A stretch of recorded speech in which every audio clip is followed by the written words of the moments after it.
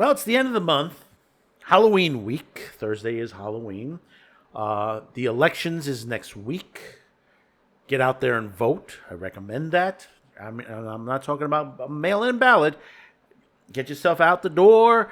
Take a moment of your life to go do something very, very important. Yes, the fate of the United States hangs in the balance next week. And it may also determine whether we are still on the air or not. Yeah, I really truly mean it. Depending on how it goes, who knows if I'm able to do this show anymore.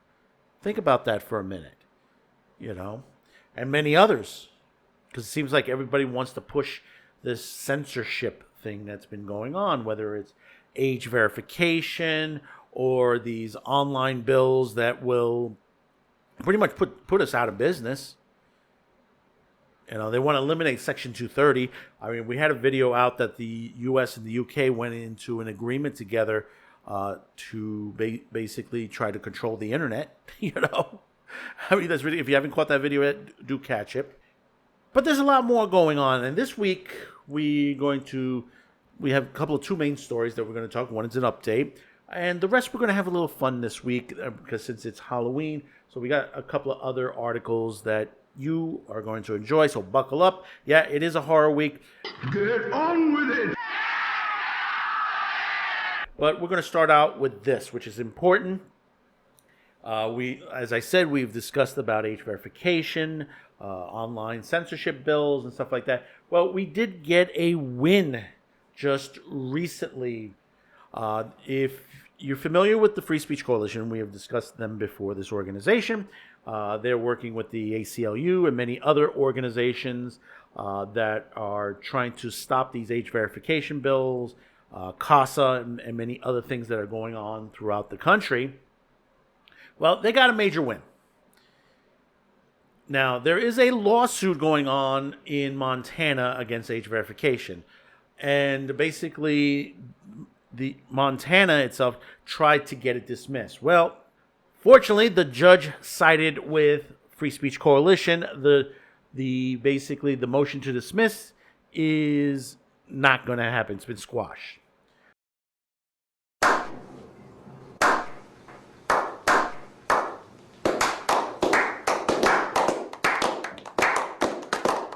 So we'll read into this from XBiz. Montana District Court denies motion to dismiss FSC lawsuit in a major victory.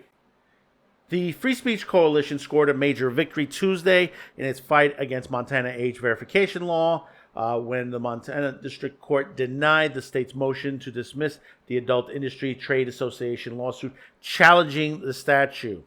There is a statement from the FSC, and it follows as in a major victory for free speech coalition fight against age verification laws, a Montana district court has denied the state's motion to dismiss, allowing the suit to proceed.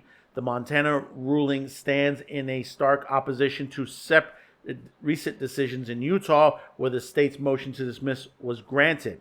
Like the Utah law and those in several other states, Montana law allows for enforcement only through private lawsuits, meaning that citizens, rather than the state, can sue websites for noncompliance. Supporters of the law argued that because no government official is directly responsible for the enforcement, the law cannot be challenged until someone sues under it. This is a major victory in the fight for free speech and internet freedom, says Allison Bowden, executive director of the Free Speech Coalition. Despite the Montana Attorney General's attempt to dismiss the validity of our claims, the court has ruled that the case can proceed. We look forward arguing this case on its merits. The Free Speech Coalition filed a suit against Montana's Attorney General in May, arguing that Montana's SB 544 violates rights granted by the First Amendment and the 14th Amendment due process and equal protection clauses. In addition, to the Commerce and Supremacy Clauses of the Constitution. The court dismissed the Commerce Clause claiming, but allowed all the other claims to proceed. Free Speech Coalition had previously secured preliminary injunctions against unconstitutional age verification laws in district courts in Indiana and Texas. The Indiana case has proceeded to discovery, and the Supreme Court will hear arguments regarding the Texas case in early 2025. Representing the Free Speech Coalition and its co-plaintiffs in the case are Jeff Sandman and Webb Daniel, Freelander LLP, D. Gill Spearling, sorry if I mispronounced that, of the offices of D. Gill Spearling, and Natasha Prinsley Jones of Boone Carlberg PC. But you see, this is what we're dealing with right now. We're dealing with is that, we have all it, and this comes from both sides of the aisle. A lot of it is from the radical religious right organizations like NOS, which is AKA Morality and Media, and many others. That Baroness from England, which should not be interfering with constitutional rights. If this is a woman that came here just to go after basically media. The morality of media that basically, she continues to do this. We've talked about her before. And there are many others throughout the world that have pretty much, joined together to stop items to be on the internet. And they say, well, it's pornography, it's going to harm the children. They don't care about the children. They don't care. They're like, oh, we got to protect them. We have to protect them. Oh, won't somebody please think of the children? But they're not protecting the children. They're not. We have children being born in homes without fathers. We have situations where ACS, as far as the children's services, especially like here in New York, are not doing their job properly. They're not protecting children, where children are dying. We had that story about the 4-year-old who was starved to death. How is that protecting children? Answer that. And then, of course, the illegal migrant children that have come across, that have been trafficked across the border, that pretty much our government has lost track of, or have they, that they're being used as slave labor, prostitutes, you name it, it's being done. The Know Your Rights presentation help them in those situations? Senator ORR. That's a yes or no, I think. Do you really think that you're helping these children by releasing them to labor traffickers and, yes, sex traffickers? 85,000 children whom you have no contact with, and your answer is we gave them a presentation before we turned them over to these people who are exploiting them on a scale not seen in this country for 100 years, a century. I mean, it is ridiculous that this is happening. And then, of course, you have laws like Proposition 1 here in New York that are pretty much going to take a lot of the rights away from parents, that will allow people under the age to get transgender affirming care without the permission. Think about that. Listen, when it comes to that, if you're, say, over 25, and I'm going to tell you this because this is the way it used to be. It isn't anymore, because I know people who have transitioned from male to female, or in the middle of it. They have gone to have psychological evaluations, and that's the way it's supposed to be done. Because people do have mental problems. They are going through depressions, and then they get influenced by others. They say, well, maybe it's because you were born actually a man and not a woman, or a woman and not a man. It's ridiculous. Like I said, I have nothing against any trans. I've worked with a lot of transgenders in my life. One company, I'll tell you straight out, some of them are nice people, and then there are others that are just psychotically crazy. So psychotic that gay people are afraid of them where I used to work. Because they're like, it's a long story to go to. I could write a book on it, but I'm not going to.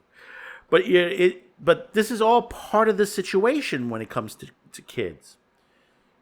Kids are always, because they say, well, kids got a lot of questions. Kids are always going to have questions when they're young. This,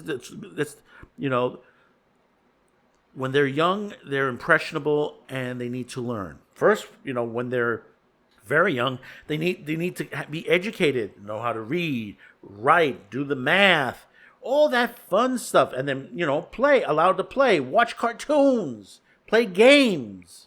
But it seems that, our government for many years have been attacking those rights. They say, well, they're banning books. They're banning books in the school. Do you understand what ban means? Do you understand that? They're removing books from the curriculum that are they deem not appropriate for school. If you as a parent feel you want to go out and buy those books for your child to read, you are still able to do it. Remember, they removed a couple of Dr. Seuss books. That's a ban right there, because they're no longer printing them. If you could find them, you'd be lucky, but you'll be paying a lot of money for them. But they were removed because they didn't like the caricatures in there. They didn't like how the Chinese characters looked in there. Or they didn't like the story itself. They thought the story was very racist. These are children's books.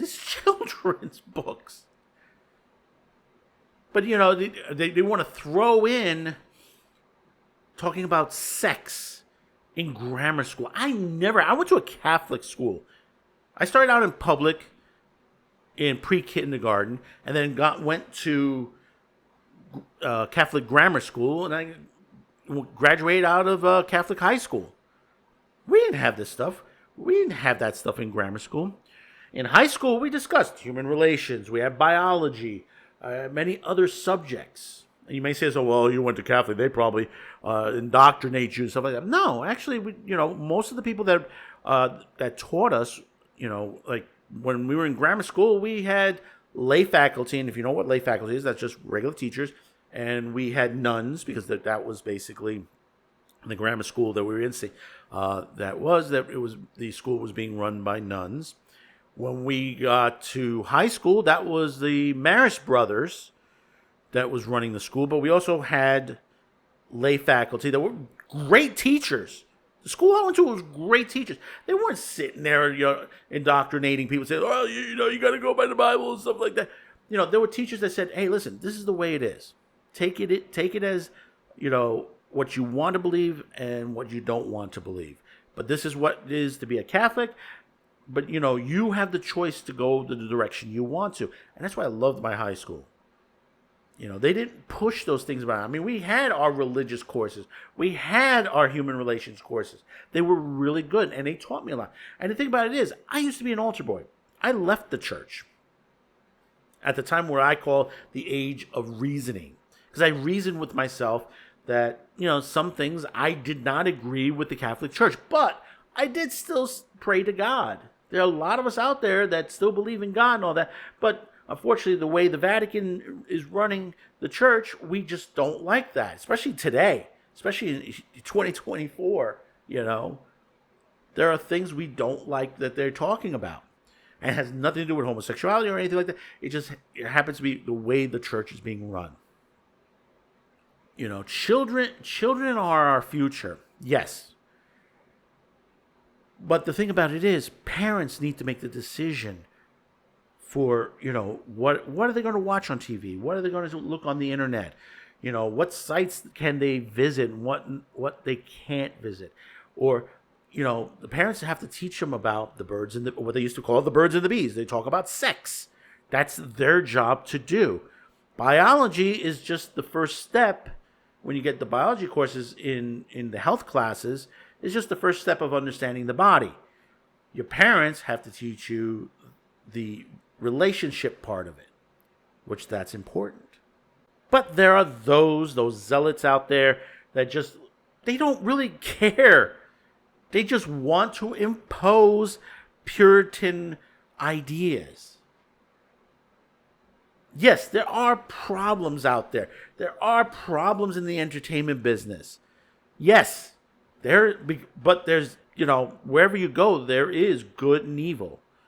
And yes, there's a lot of evil out there right now. But they're also disguising themselves as good.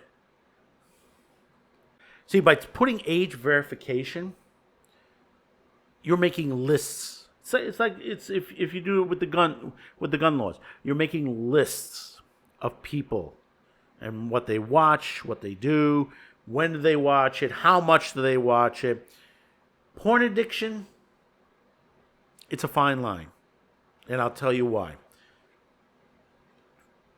For many years now, people have blamed the entertainment business for various things, including self-deletion, drug abuse, criminality. I mean, violence. It's you go back to the 1990s and Senate subcommittee hearings on gaming violence, television violence. Also, there was a Senate subcommittee on music that they try to convince people that a group like Twisted Sister was a bondage and discipline group, that basically they thought of sex and stuff like that. Yeah, sex sells, but Dee Snider was a Christian, and his music was not reflecting that. Like what Tipper Gore was saying that, there was this T-shirt that was out there that had a girl all tied up on there for Twisted Sister, and that never existed. We've said this many times on here. It never existed. There was no such shirt that was manufactured by the company that handled Twisted Sister, or even Dee Snider himself and his company. Never been made. But these are some of the lies they propagate out there to the average consumer, to a person that that they watch this stuff. And they said, "Oh, it's all evil." I go back even harking to the self-deletion of the two young teens that basically they self-deleted themselves, and they tried to blame it on a rock band, a heavy metal rock band, because they said the lyrics enticed them to do it. The lyrics enticed them. They proved in court that basically what you heard wasn't. I mean, they had people out there who claimed to be experts. They said, "Listen, you could hear it. Do it. Do it. Do it. Do it." And it's like, no, that's not what it was said. That's not what was said at all. The thing is, and it goes for today, pay attention to what your children are doing. Might be something going on with them. Ask them. Sit and talk with them. And that's the problem is with today. How many of those of you out there have family dinners on a Sunday night anymore? Or any time during the week where you sit around, have dinner, and talk about what has been going on with themselves, how's school, how's work. When was the last time you ever done something like that? Really, a lot of people don't do that anymore. It's all this fast food and everything. You're like, yeah, I don't have the time. Go get yourself a pizza or go to McDonald's or something like that. Another reason why we're all out of shape these days. Because we're infused of just going out and eating all the time and not getting a nutritionist meal cooked at home by parents. My family cooked all the time. Very rare we went out when we were kids. And when it was at that time period, it was a treat. Literally. But getting back to that, the parents weren't paying attention to their children, and they self-deleted themselves. Actually, one self-deleted immediately. The other one, he died later on in the hospital. But this case went on for quite some time. In the end, the band walked out winners to the situation. It wasn't. They were basically the court found them not guilty to that situation. But these things continue on and on and on and on. I mean, not saying that there's not some real insane stuff out there, especially today with some of the music that's going on these days, the way, they're gyrating the way it is. You might say to yourself, wait a minute, but Elvis gyrated all this. Not like this. Some of this stuff, it borders to, like, why is this on, regular television, like on the music awards and stuff like that. Listen, I have nothing against the music. If you want to listen to that music, fine. That's, your situation. I love the older stuff.